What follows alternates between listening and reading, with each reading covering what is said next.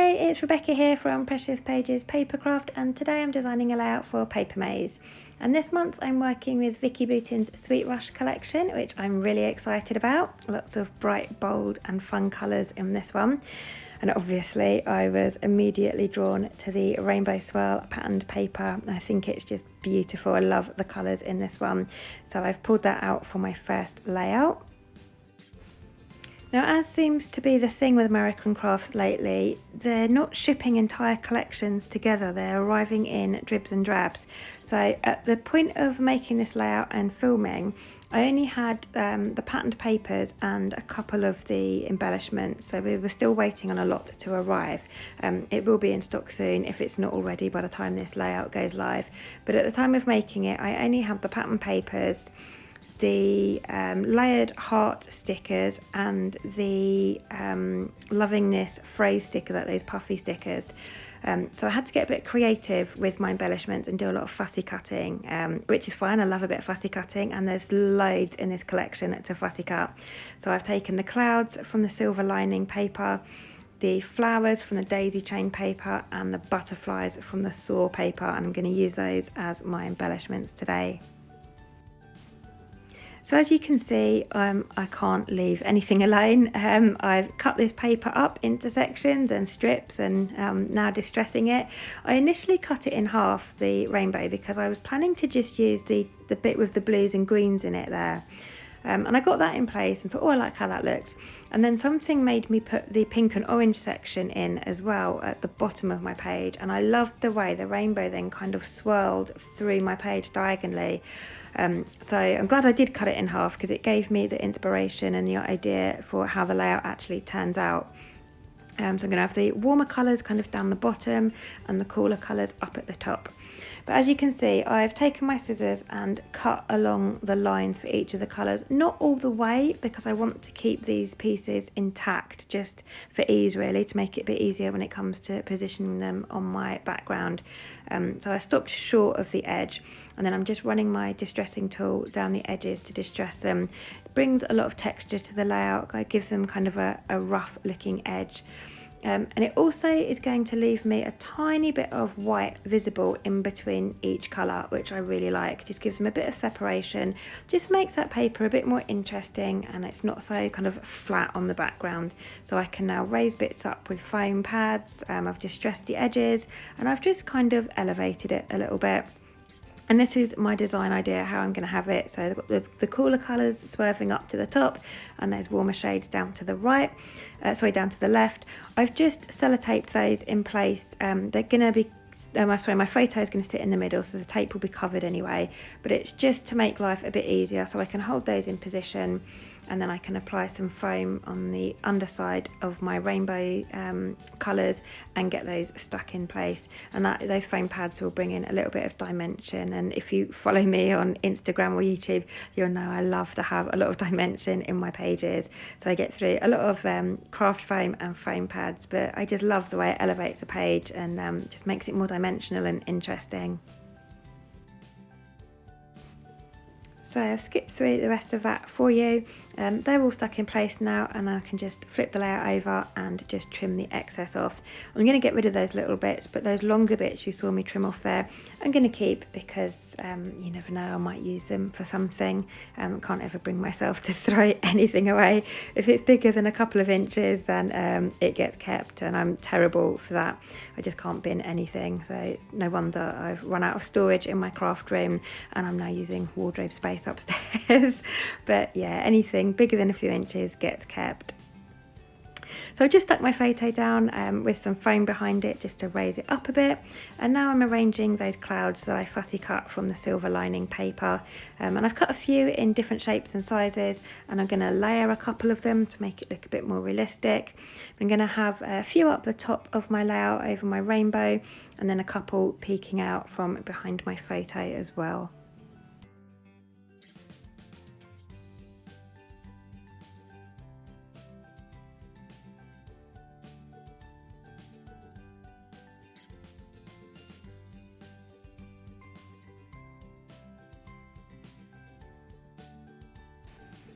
So that's my clouds in place. I'm now going to pull out some more bits and pieces to get stuck on.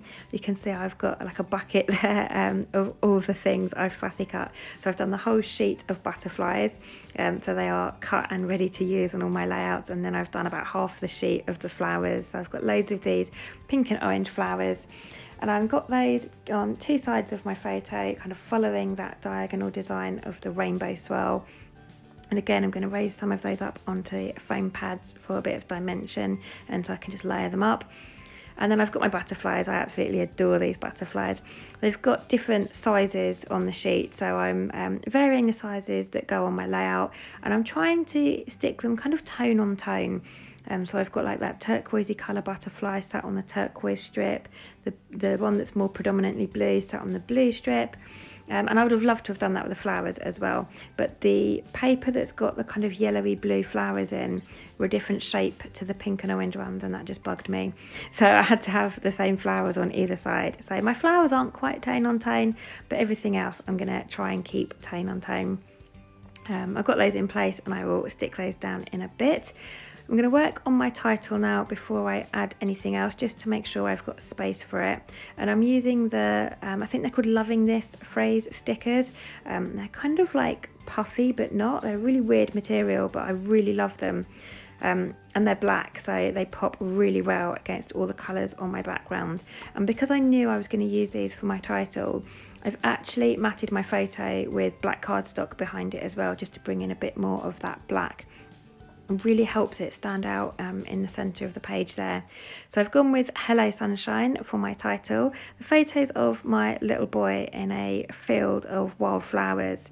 It was at a local farm. They have they grow like sunflowers, they grow corn on the cob, and then in the autumn they grow pumpkins, so masses and masses of fields.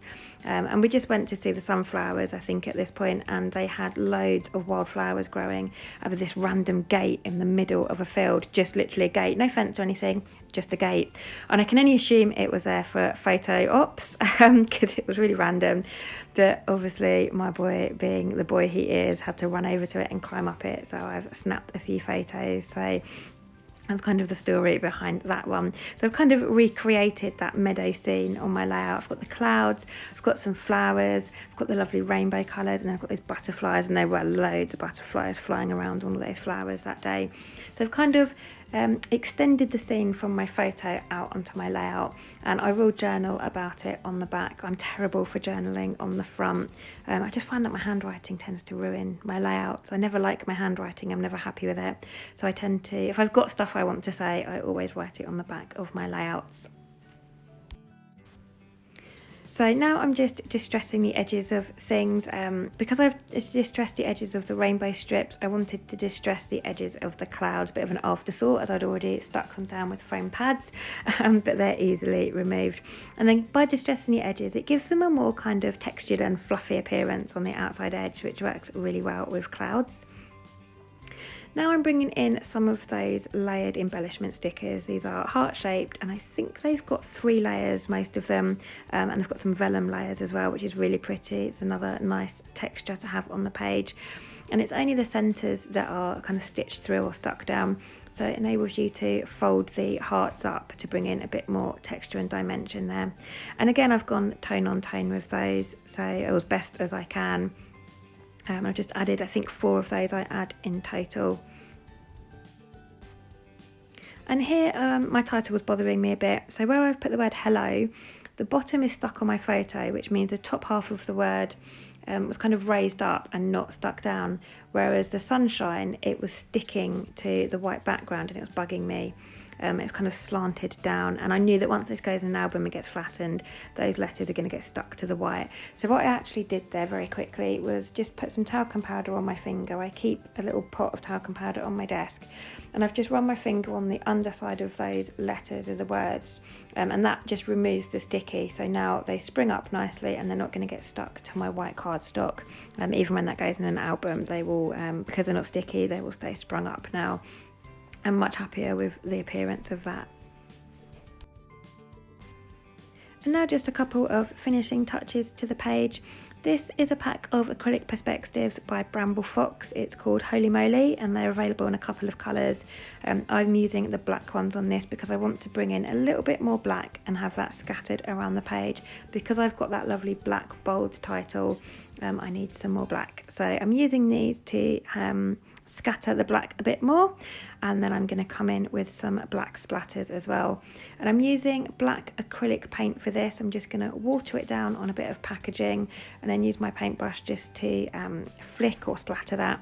I'm going to cover my photo obviously so I don't get black on my little boy's face, but I just love the sort of drama and that dramatic effect that having the black splatters brings in, and it just ties in nicely with that black title. So yeah, just going to add a few of those around. Not worried about getting on the embellishments. I want an even scattering, and that is me done. So thank you very much for joining me today. I hope you've enjoyed this layout and it's given you some inspiration in using this collection. It's certainly shown me how many embellishments you can collect together or achieve just from a bit of fussy cutting. And like I said, hopefully all those embellishments and the ephemera will arrive soon and can be uploaded to the store. They'll certainly be available for my next layout, so I'll have a bit more to play with next time. But I'll pop some links to the collection in the description box below for you, and also to the Papermaze blog where you can find links to all the products I've used. But thanks again for joining me, and I'll see you next time.